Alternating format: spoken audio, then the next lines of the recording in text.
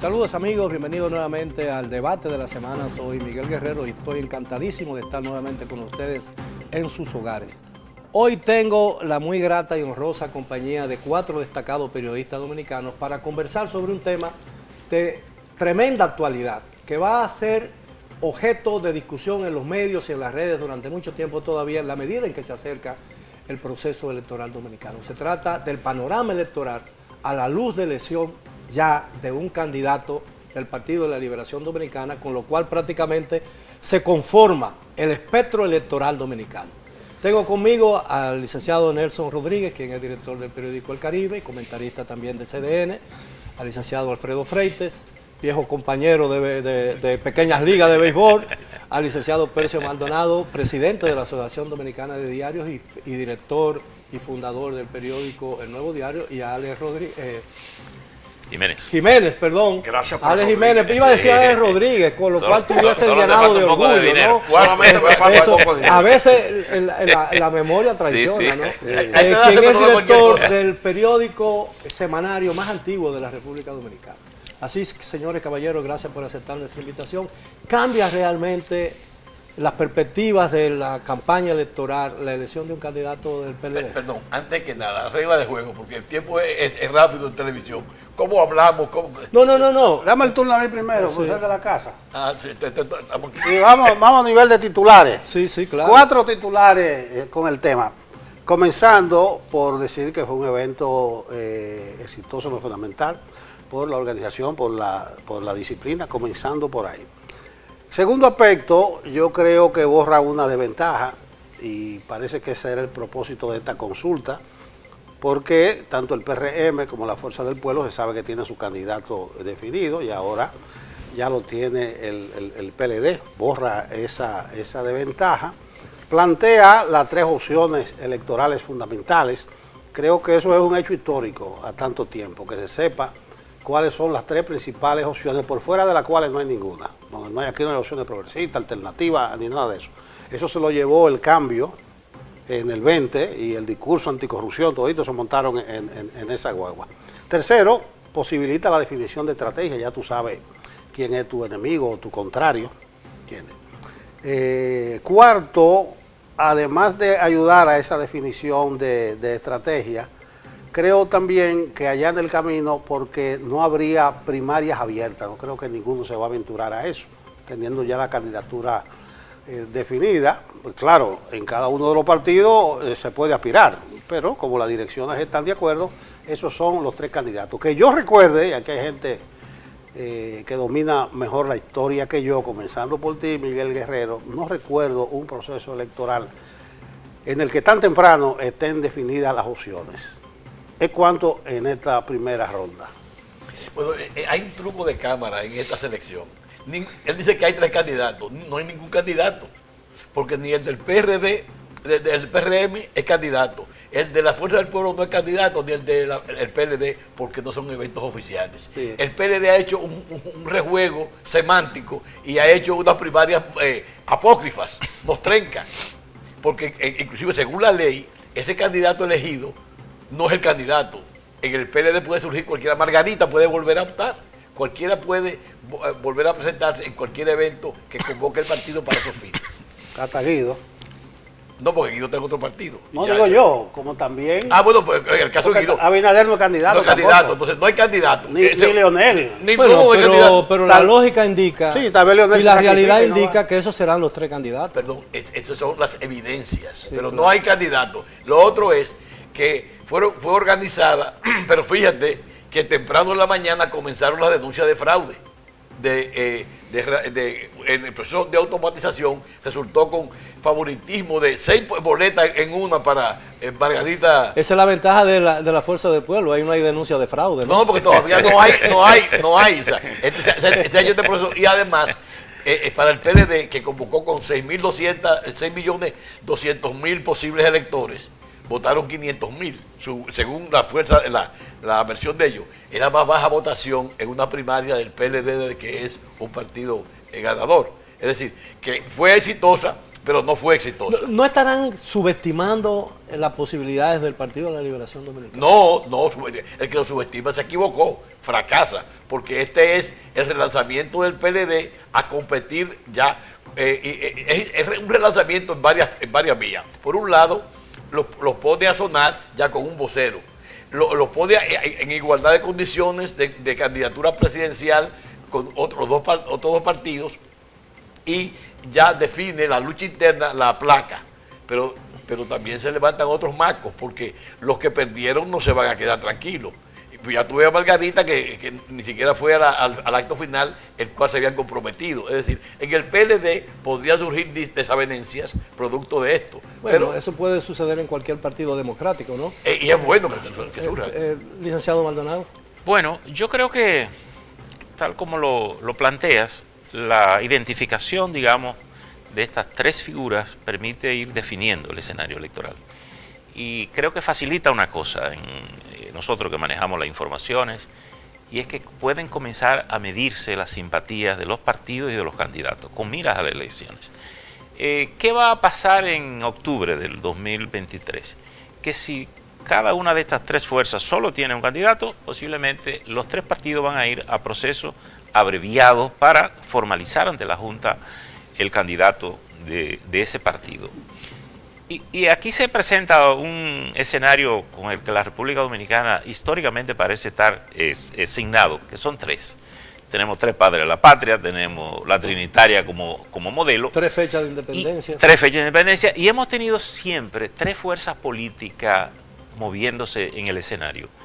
A pesar de que en la práctica los electores dominicanos han jugado al bipartidismo, porque siempre han votado por 2 fuerzas, porque esa tercera, por alguna razón, se pone chiquita.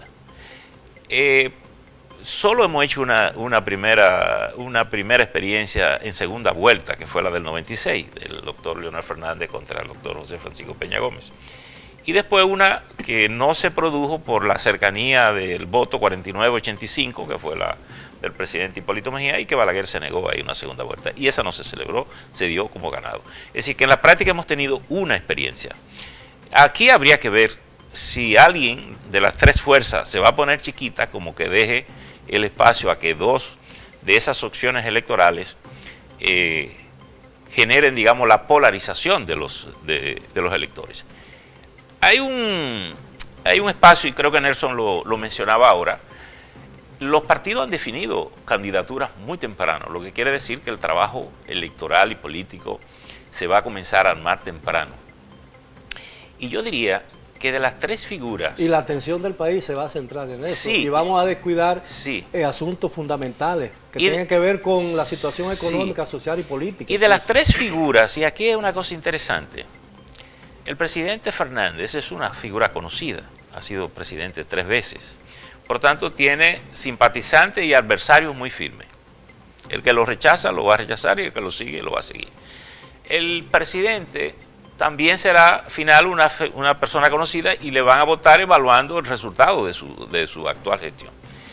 Yo diría que Abel es el único que queda con la posibilidad de generar algunos sueños, es decir, de presentarle al país algunas fantasías electorales, porque es el único que no ha sido presidente.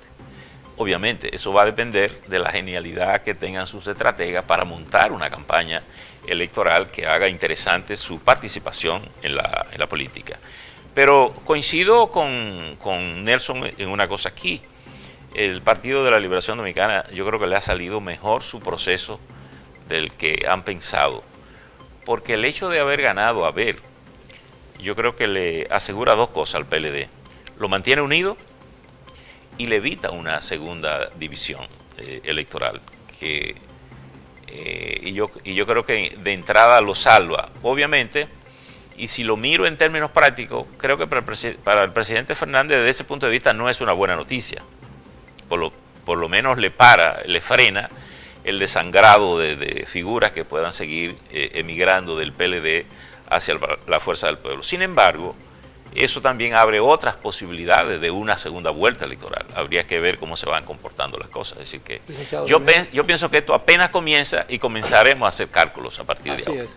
Bueno, yo pienso que ese triunfo del PLD como partido lo relanza como la segunda fuerza política con los votos que quedó en las elecciones del 2020, creo que aleja una apuesta que hacían gente de la Fuerza del Pueblo, que entendían que este muchacho, como le decían ellos, Abel Martínez, pudiera ser el próximo golpe que le darían al PLDismo. Pero ahora ocurre que el 90% de los análisis políticos dicen que Abel Martínez asume el liderazgo nuevo en el PLD, que es el de la boleta, pero también es la persona que impediría, con ese respaldo que obtuvo, un acuerdo político con Leonel Fernández. Abel Martínez no va a jugarse su futuro político con una simple alianza, además traicionando el partido que lo llevó a la presidencia de la Cámara de Diputados, que lo llevó a la alcaldía de Santiago, desde donde ha creado una plataforma de poder, y además un político con una nueva visión, que conoció el manejo de los grupos de poder y de los sectores populares, y que además conoce inclusive cómo se dio hasta la división en Santiago, con Santiago Oeste. Es decir, que ha estado en todas, y el premio político ahí lo tenemos. Nelson. Sí, yo quiero volver a entrar con un par de precisiones. Editorial Isabel Caribe hace un par de días que ganó la democracia. Eso parece que no tan teórico. El sistema de partidos se fortalece, y lo hacía en referencia a cómo andan muchos países del área y del mundo ahora, por promocionar figuras mesiánicas, los llamados outsiders, ese tipo de cosas. Pues aquí la cosa es tan clara. Sí, yo creo que los partidos siguen teniendo una fuerza. Sí, no, aquí una fuerza determinante. Segundo, el predominio de las ideas conservadoras. A los tres lo veo del centro hacia la derecha. Sí. Sí, Eso es obvio. sí, del centro. En el ombligo. Hacia la derecha. Y lo tercero que Afortunadamente. quiero significar es coincidir con Ade de que el PLD se consolida como el principal partido de la oposición. Hay una serie de teorías, pero el punto de referencia son las elecciones del 20. Eso es el punto de referencia que nosotros tenemos. Y esa situación crea un escenario, quizás adelantándome, pero de que no habrá un ganador en primera vuelta. Todo habla del PRM, que sacó, que dijo por el PRM, bueno, decía un amigo que el PRM es el PRD mientras tanto. En el 20 se dieron una serie de factores que no se le pueden cuantificar al PRM como estructura. El discurso de cambio, el hartazgo de la gente, de esos PLDistas, tanto tiempo ahí, una sociedad civil activísima que se sumó a ese proceso. Y luego el COVID. Si tú le sacas esos componentes... Y la suspensión de las elecciones. El PRM, sí, lo que acumuló... Las elecciones se perdieron en febrero. Pero ¿no? eso dicen, aunque ojo, en las elecciones municipales el PLD alcanzó un 42% con todo ese descrédito y sacó más directores de distritos municipales que el PRM, con ese el PLD desacreditado. Entonces yo digo, cuando el PRM vuelva a su tamaño, la contienda, no está claro dónde está el dinero. No, Yo pienso que hablando lo que dice Percio, por ejemplo, pienso que en una situación, en un proceso electoral, cuando ya haya una definición realmente incambiable, ¿no? Que los candidatos estén registrados, de tres partidos que se autotitulan como partidos mayoritarios, es muy difícil que todo eso no apunte hasta una segunda ronda de votación, ¿no? Sí, indudablemente que el PLD es una fuerza. La Fuerza del Pueblo es el único partido que está creciendo, pero todavía está verde, y es verde. Sí. Y el PRM pues recibió una carga de levadura en el proceso de deterioro del PLD, pero esas no son sus fuerzas.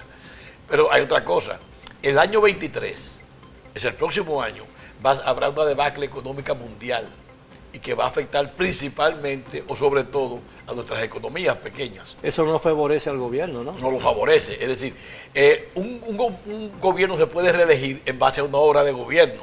Es decir, ¿qué tiene Abinader por exhibir? En 2 años de gobierno no ha construido un aula. Bueno, pero también en una situación de crisis la gente prefiere quedarse con lo que tiene y no inventar, ¿no? No, Mira, pero que mira, no, yo eso no creo es lo que ha marcado las elecciones en todo el mundo. En América, el único que no ha sido, que ha ido a elecciones y no ha perdido fue el de Nicaragua. Pero en ningún país ocurren las cosas diferentes como ocurren en la República Dominicana. Es Esto una característica es muy particular. nosotros. Pero yo creo que la definición de las figuras nos va a permitir comenzar a medir. Porque un poco uno está haciendo conjetura, cómo puede ser, cómo pueden venir las cosas, pero en la medida que tú vas midiendo la simpatía de los partidos, la fuerza de los partidos, tú irás,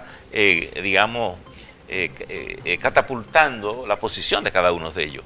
Es decir, ya dejamos de trabajar en base a la percepción, ahora comenzamos a medir la simpatía de los partidos. Y yo tengo una impresión, por ejemplo, que se constituye para mí en un desafío para el PLD. Yo no sé, quizás ustedes tienen datos que yo no tengo, pero yo tengo la impresión de que la victoria de Abel Martínez en el Partido de la Liberación Dominicana también tiene que ver con un cierto castigo de la base PLDista a muchos funcionarios del gobierno pasado. Tengo esa impresión. Por tanto, ganado Albert necesita su partido, pero tiene que tener muy en cuenta con quién sale a pedir votos hacia las elecciones del 2024. Hay una carta. Ahora, Miguel, yo quiero apuntar esto. Antes de las elecciones del 24, de mayo del 24, viene febrero, las elecciones municipales. Y ahí los partidos van a comenzar a sacar cuerpo y posiblemente van a mostrar también alianzas necesarias para poder ganar alcaldías, que es un primer proceso. Y yo creo que el éxito de los partidos que logre sacar una gran ventaja aquí va a ser un factor muy favorable hacia las elecciones de mayo del 24. Yo quiero retornar al proceso que hizo el PLD. El PLD parece que estudió muy bien lo que hizo, porque Luis Abinader y el PRM cometieron un grave error con la convención de delegados seleccionados por las alturas del partido y del poder.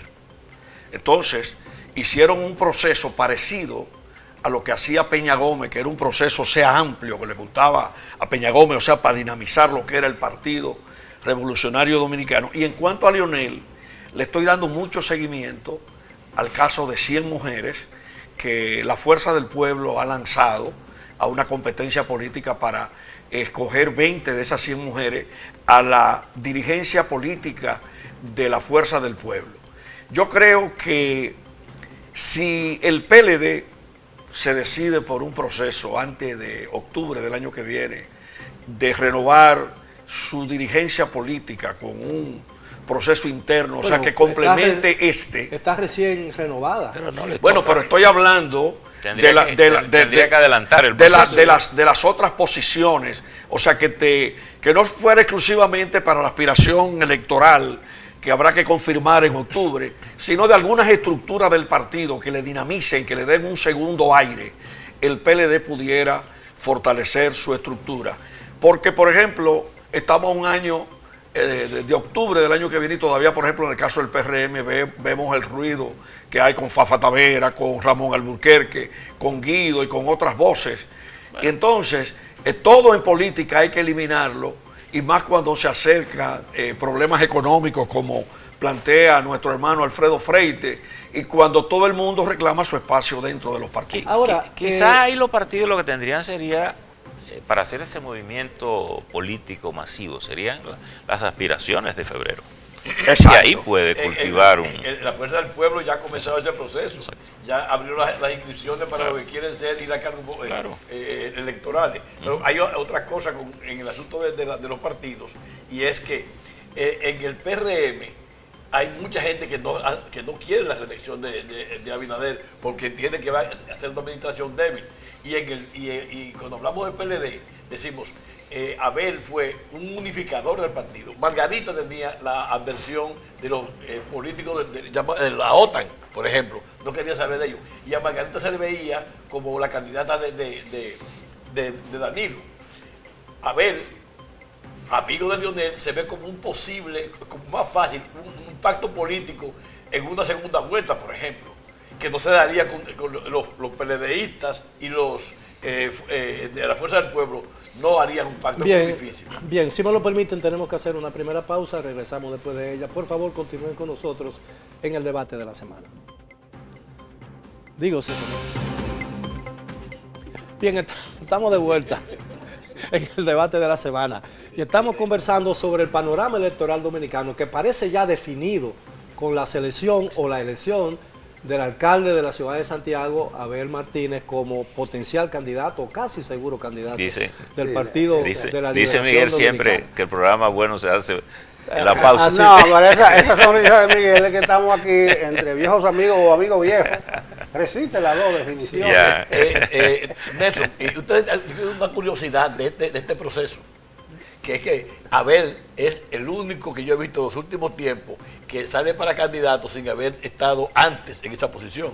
Por ejemplo, si tú buscas a Abinader, si tú buscas a Leonel, tú buscas a Hipólito, todos los que han sido presidentes han sido antes candidatos presidenciales o a la vicepresidencia. Bueno, él estuvo en estos días en el almuerzo del Caribe y dijo que ha sido 19 veces candidato y no ha perdido ni una vez. Ni una vez. No ha perdido una vez y que nunca ha seguido segundo de nadie. Eso a propósito de que se iba. Pero en Santiago estamos hablando de algo nacional. No, y está la Cámara de Diputados y está ese tipo de cosas. Pero bien, no lo minimicemos. No. Porque precisamente... Y tiene experiencia porque ha sido fiscal. No. Él tiene fogueo. Lo que no tiene el nombre nacional. Pero ahí está, bueno, yo lo vi que ganó hasta en Higüeya, ¿no? Pero bien, el factor dinamizador de este evento, Ale lo mencionaba, eso fue una de las inteligencias, esa movilización.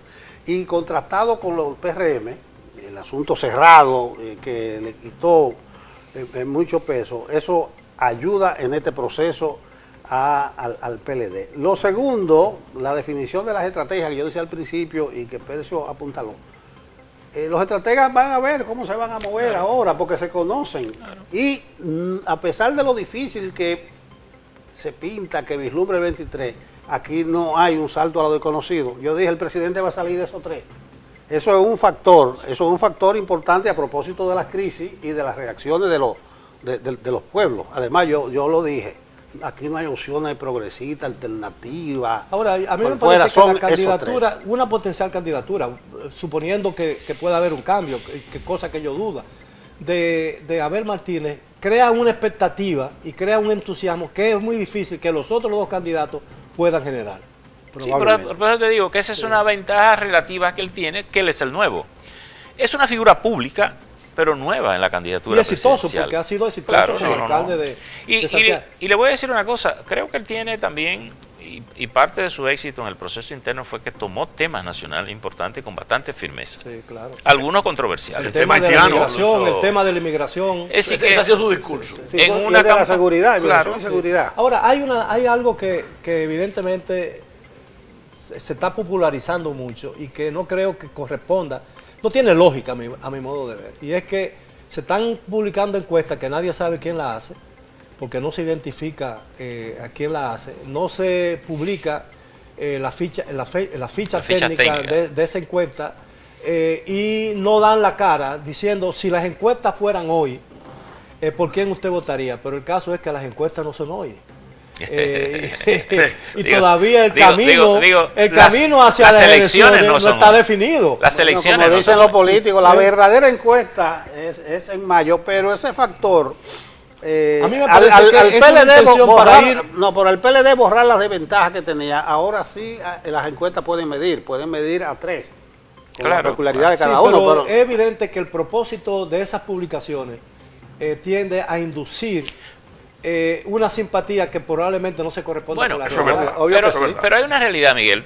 En parte de la contaminación del ambiente político es también que las encuestas, hace mucho que comenzaron, muchas de ellas, a perder seriedad y a usarse con la idea de posicionar ciertas tendencias o ciertos candidatos.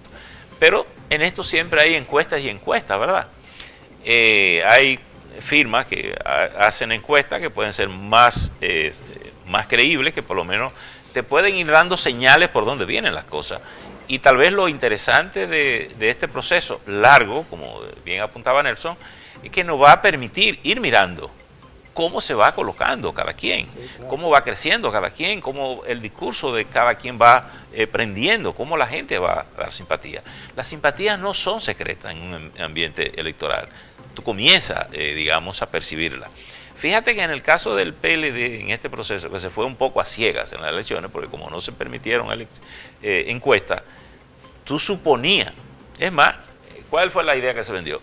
Que la polarización era entre Margarita y el Abel. señor Pero Martínez. ocurre... Miguel, yo vi una encuesta que decía, eso que pasó, así mismo, que la ventaja muy amplia de Abel y Domínguez Brito en segundo lugar, por decir Margarita. Ahora, es evidente que en el proceso que culminó con esa elección, Yo la conozco. el que parecía que tenía una verdadera estructura política Sí. era el alcalde de Santiago. tenía los recursos. Y un discurso, y muchos recursos, sorprendentemente, para una interna.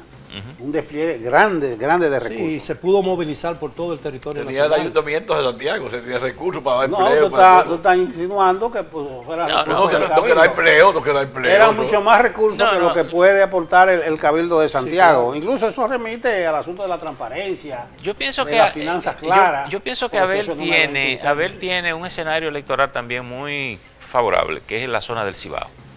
La zona del Cibao es muy regionalista en esos temas.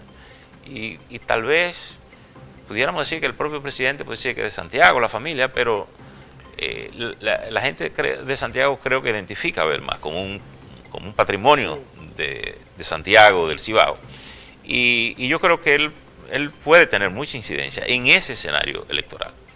Ahora, es que la gente de Santiago tiene una virtud o tiene una cosa que no tiene el resto de los pobladores de la República Dominicana, que son muy regionalistas. Son muy de Santiago, tienen eso sí. como incluso como Santiago, un orgullo. Santiago. No, Sí, el Santiago, Cibao en tienen sentido eso general como un se orgullo, empodera mucho. como un orgullo personal ser de Santiago. Y el crecimiento de Santiago, señores, es una cosa sorprendente. No, y El tiene crecimiento de físico de la ciudad. incluso y las comenzando por ahí. condiciones socioeconómicas de buena parte de la población es distinta al resto Claro, del es país. posiblemente está por encima del promedio. Tiene de la más media. independencia en el voto, depende menos del favoritismo. Ahora, hay una pregunta La que a mayor mí... parte de los presidentes Vamos a ver, han sido vamos a ver de- cuál es la han sido de pregunta. hay de un 66 enigma. hacia acá, un solo presidente no ha sido. Leonel, el único presidente, Leonel y Jacobo Maruta, los únicos presidentes dominicanos. Leonel tiene origen de Baitoa, ¿eh? Sí. El papá era de Baitoa. Mire, señores, Ya lo señaló. hay un enigma que yo quisiera que ustedes, con el conocimiento de la realidad política nacional y con sus contactos personales, que traten de descifrarme, porque he hecho esfuerzo y no lo he podido descifrar. Un tweet que envió Antonio Isa Conde a Abel Martínez con relación a su triunfo, insinuando, por ejemplo, que se cuidara de ciertas alianzas internas por razones que no se especifican, pero que se insinúan, ¿no? ¿Ustedes le han encontrado algún propósito a ese tweet? Yo paso, porque yo también me quedé intrigado. Traté de hablar con Juan Ariel, que nos cruzamos y no quiso opinar al respecto. Él insinúa eso, que se cuide, no sé, De las malas compañías, supongo, ¿no? Sí, sí, pero que hable claro. Bueno, ¿no? el tuit, mientras tanto- pero habría que decir que ese es un consejo que le cabe a todo el A mundo. todo el mundo. Mientras tanto, el Y tuit lo puso logró el oficial de objetivo todo de el calentar el escenario. Que dice, bueno, tú que conociste mucho al personaje, dicen que Balaguer nunca daba mala opinión de nadie. Y cuando él tenía una mala opinión era que decía, cuídese de esa persona. Sí. Pero volvamos a la bola de Mira, cristal. yo quería, después que lo escuché a ustedes, decir brevemente lo siguiente. Ese triunfo de Abel Martínez, lo que pudiera traer como cambio es que habría que buscar un candidato vicepresidencial que no sea de Santiago.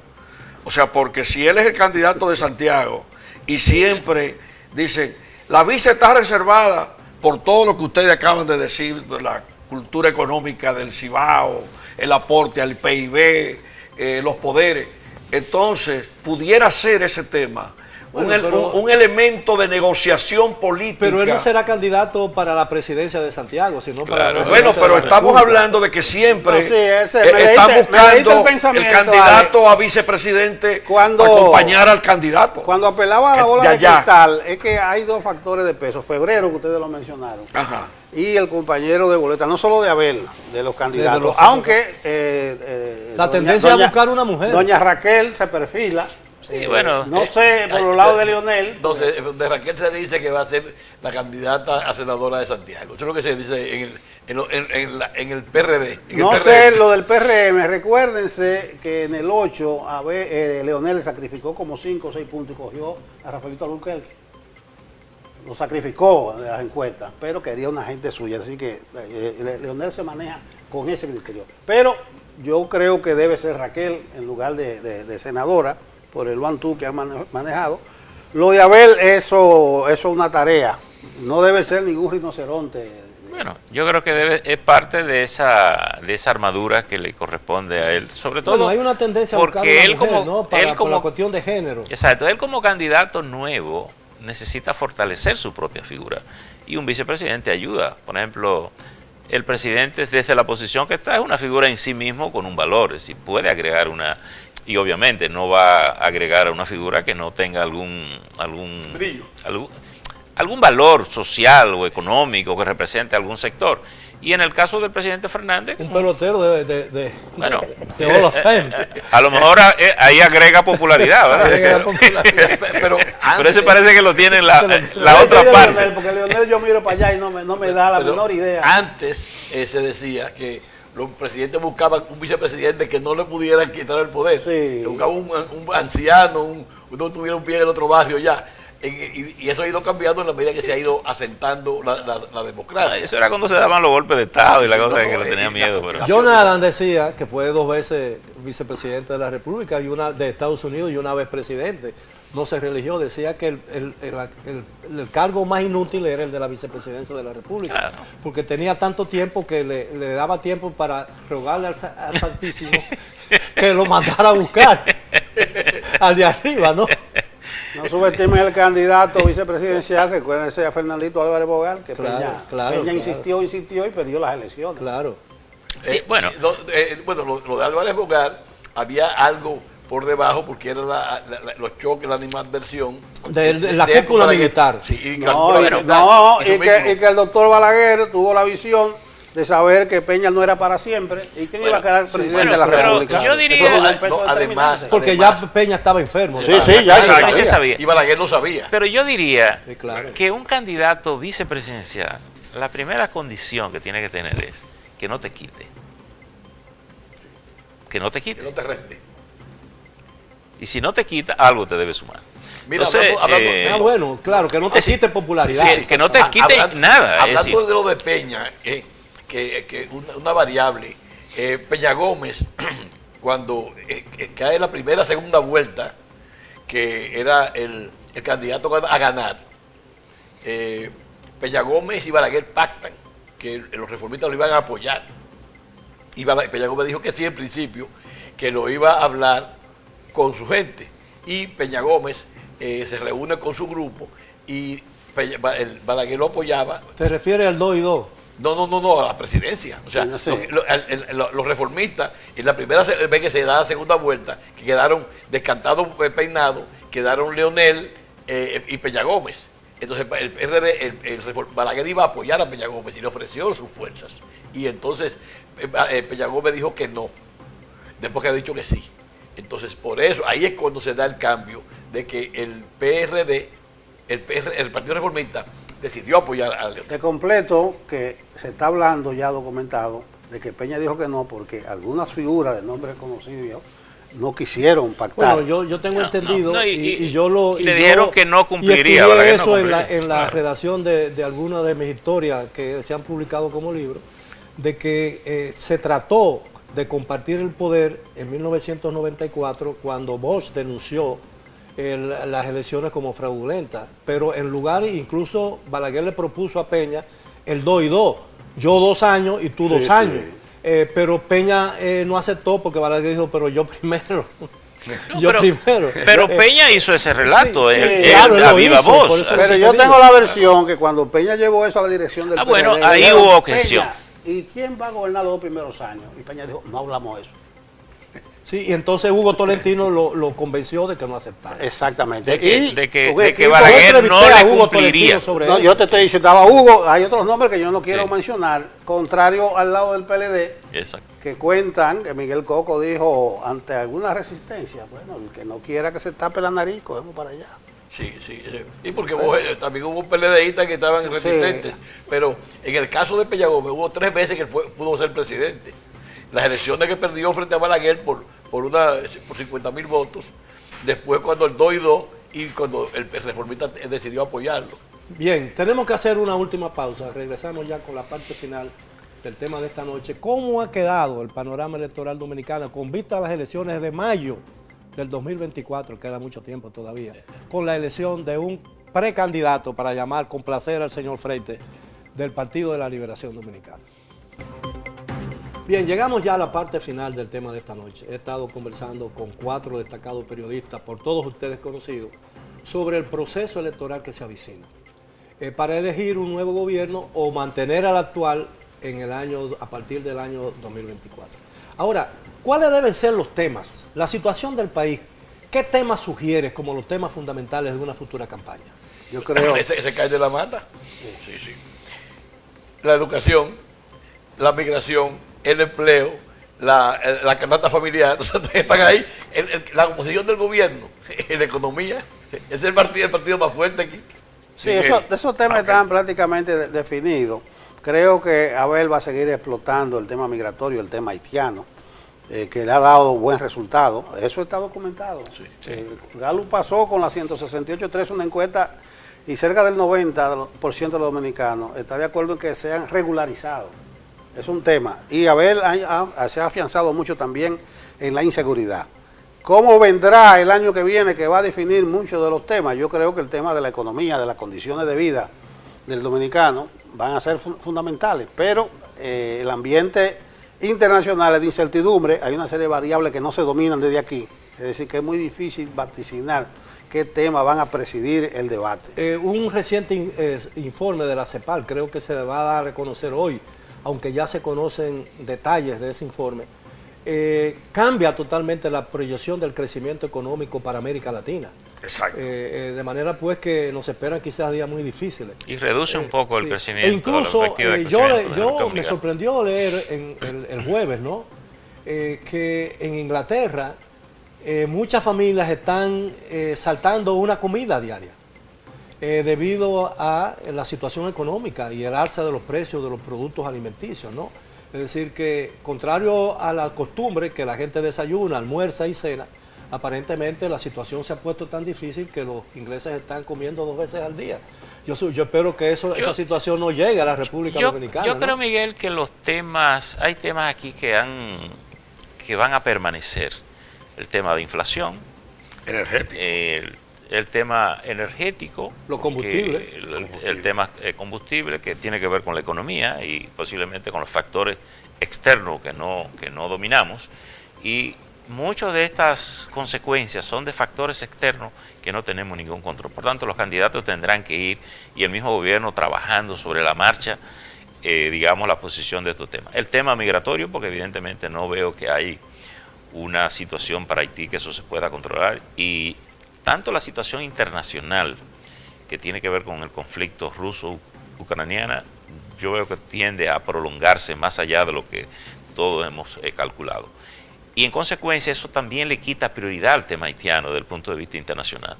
Por tanto, el tema haitiano posiblemente va a permanecer sin solución más tiempo que el que nosotros. Aunque ya hay aparentemente una decisión tomada con relación a Haití. Pero fíjate que la reunión de anteayer se suspendió, Sí, se quedó sin. Porque la verdad es que no es una prioridad, y ahora con el mismo conflicto, Rusia y China están bombardeando la posición.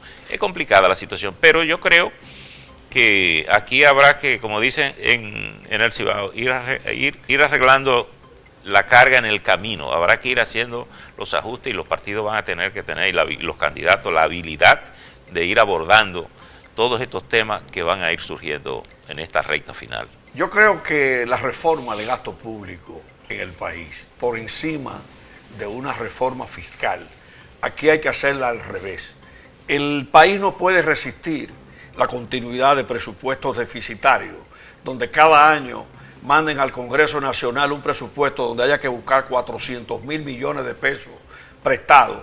Y aparte de eso, en el caso del presupuesto de educación, que ahora tenemos 87% de gasto del 4%, no terminamos las escuelas, como decía Freite, no mejoramos la calidad, tenemos un problema con las exportaciones hacia Haití, como se reveló esta semana. El desayuno escolar ya prácticamente... Exacto. Entonces tenemos que hacerlo al revés, y yo creo que este periodo que viene va a ser un periodo de grandes definiciones, porque la gente, por ejemplo, piensa cómo Balaguer, siendo presidente de la República, manejaba naturalmente en otras circunstancias un país con un presupuesto de 26.000 millones de pesos, y ahora tenemos un presupuesto de 1.400.000 millones, de los cuales hay que buscar 200.000 millones prestados para pagar los intereses, 200.000 millones para cubrir el déficit, y entonces tenemos un número que tampoco cuadra, que es el 88% de gasto corriente y 12% de gasto de capital, lo que contradice que el que paga impuestos o lo que pagamos impuestos en el país, estamos favoreciendo además mayoritariamente el gasto corriente y no la inversión. El que lee el proyecto del presupuesto sabe que hay un déficit de más de 70.000 millones de pesos que van a tener que buscarse en la comunidad financiera internacional. Bueno, mira, hay que ver esto con sinceridad, con objetividad. Usted dice que nosotros no gobernamos el tema internacional. Yo Bezos, el Fondo Monetario Internacional, el Banco Mundial, Goldman Sachs, dicen que Estados Unidos el año que viene va a entrar en recesión. Eso nos afecta. O sea, y eso va a dificultar que el país, dadas las relaciones comerciales con Estados Unidos, que el país lleve o alcance su proyección de captación de fondos por concepto de ingresos, ¿no? Miguel, la remesa viene de allá. Sí, y la remesa y compra. El turismo, la zona franca, todo eso va a afectar. Bueno, en sentido general hay riesgo de recesión a nivel mundial porque Europa está pagando la crisis del conflicto ruso. Y está volviendo al carbón. Está volviendo al carbón, está retrocediendo al hay una crisis de gas natural. Hay una inflación económica para las familias poder comprar. Bueno, mencionabas ahora el caso de Londres. Entonces, yo creo que el mundo tiene una situación delicada, peligrosa, y por eso es importante que los estrategas políticos en una campaña acá tomen en cuenta y tengan el dinamismo de ir adaptando ese discurso a que la gente no vea desconcierto en esto, porque yo creo que un candidato gana cuando da cierta certeza, ¿verdad? Hay confianza de que tú piensas que en una situación difícil tú puedes encaminar a eso. Yo creo que ese va a ser el gran desafío. Pero tú me dices, no hay estratega político que te quite el hambre. El problema es que conspira contra alguna propuesta de Alex Jiménez, que el 23 es un año preelectoral. El gobierno no va a tocar nada que implique tributo, impuestos, nada de eso. No ha habido yo no hablé de impuestos, yo no hablé de impuestos, yo hablé de gasto. Aquí. No, aquí no hay. Yo hablé de gasto. Incluso los subsidios, que ha sido la manera con que el gobierno ha estado moderando un poco la situación, tampoco lo van a tocar. Obligado a no lo van a tocar, y es un problema, es un desangrado. Está estructurado el presupuesto, acuérdense cuánto le dan al Ministerio de la Presidencia, que le aumentan 33.000 millones. 119.000 millones de pesos. Para que ahí se puede manejar. La situación es compleja y ojalá que el presidente de la República, entre tanta turbulencia, se maneje con la estatura de un estadista. Un presidente en campaña, exactamente. Exacto. Un presidente en campaña con tantas presiones. Porque realmente, como ustedes dicen, y en tiempo de crisis, es el tema, el mundo está patas arriba. Exacto. Y un tiempo de crisis también la gente valora el sacrificio y la medida que puede hacer para mantener. Con 4 destacados periodistas que todo el mundo conoce. Hay una pregunta que me gustaría encontrarle, saber su opinión. ¿Cuáles son los retos que la próxima campaña electoral le presenta a los medios de comunicación del país? Nelson. Yo creo que hacer el trabajo que tiene, seguir modernizándose, aferrarse a los hechos, los criterios que están establecidos, no tomar partido ni bandería, y tratar de hacer el equilibrio más justo posible. Ese es el reto que va a ser permanente. ¿Y ese reto se está cumpliendo? No sé, aquí hay otro director de periódico. Bueno, Aquí yo hay- creo... No, hay otro. El presidente. Yo creo que, Bueno, dos que lo que directores. pasa lo siguiente. En el país habrá cambio en cuanto a las estructuras de los diarios. Creo que un par de periódicos van a quedarse como digitales y van a dejar de ser impresos, por ejemplo. ¿Tan pronto? Sí, o sea, en estos próximos, tú estás hablando de las elecciones. De aquí a las elecciones habrá esos cambios. Creo que habrá mudanza de uno de los diarios para otro sitio. Se va a Ah, cambiar. no, esa me la sé yo. Sí, esa. no, por eso... Estamos hablando de los cambios. Y Bueno, eso es un es cambio. un cambio, porque eso va a impactar su misma estructura. Y además, está el asunto de el gobierno va a tener menos dinero para publicidad política. Maldonado. Mira, yo creo que a nivel mundial los medios están produciendo ajustes importantes. Incluso acaba de salir un estudio global que se ha hecho del Instituto Reuters y de la Universidad de Oxford, que ha medido la pospandemia y el conflicto ruso-ucraniano sobre el tema de los medios. Los medios estamos obligados a hacer ajustes importantes para ir respondiendo, reinventarnos desde el punto de vista económico y desde el punto de vista comunicacional. Una de las redes que mayor crecimiento ha mostrado ahora es TikTok, que surgió como una red para Y que va dirigida para los poner jóvenes. cosas, asuntos, y los medios vamos a tener que inventarnos de cómo comunicar a eso. El otro fenómeno que tienen las campañas es el tema de las noticias falsas. Y como sabes, es más fácil hacer una buena noticia falsa que una verdadera, porque la noticia verdadera depende de un hecho. Tiene que ocurrir un hecho para tú hacer una buena noticia. Sin embargo, hay temas sensibles en las incertidumbres, y las campañas son momentos de incertidumbre, que tú puedes identificar un tema y técnicamente hacer una buena noticia que corre mucho, con una particularidad, que ahora, antes decíamos Radio Bemba, yo te contaba, tú le contabas a Nelson le contaba a él, y cuando veníamos a ver distorsionábamos el mensaje. Pero ahora el mensaje no se distorsiona, porque tú simplemente lo que haces es que lo reproduce, lo manda. Bueno, Entonces, pero si no se corresponde con una realidad, está distorsionando la realidad. la está distorsionando, pero en política, y por eso se usa en la incertidumbre, se procura un daño. Ahora, Entonces, tradicionalmente, alguien puede con noticias falsas pretender hacer un daño a un desde mi candidato. a una época situación. de estudiante de periodismo, hace mucho tiempo, ¿no? Sí. Estaba caliente la tierra con todo eso. No quiero entrar en eso. Teníamos el concepto de que la función o la misión de un periódico especialmente era informar, orientar y entretener. Pero yo creo que eso no ¿Dónde cambia, queda Miguel. el tema, la responsabilidad de orientar al país? Porque informar es fácil, porque ya no necesita un periódico para que la sociedad esté informada por el crecimiento de las redes, pero la necesidad de informar a una sociedad que parece tan desorientada. ¿Qué tú estás sugiriendo? Que los medios No, hagan no, como no, en no. sociedades desarrolladas y No, orienten yo- tan directamente que toman partido. No, pero algo de educación. pero Esa es su función. Mira, Miguel, y los criterios básicos, escúchame, Percio, No estoy de criticando a los medios. contrastar y verificar ante el embate de noticias falsas, todo eso, porque se juega en su legitimidad. Y así desaparecen más rápido que lo que quiere Freite. Pero, Yo quiero, yo no quiero ser la ¿Cómo realidad. asesinaste que se van a morir? ¿Dónde? no, pero fíjate una cosa. Pronto. Cuidado si son como los tres del PLD, del Comité Político, que que se iban.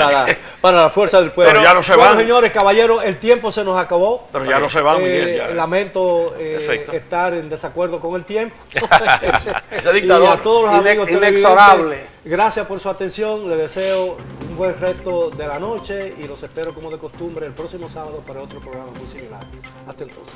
Bueno, señores, vámonos.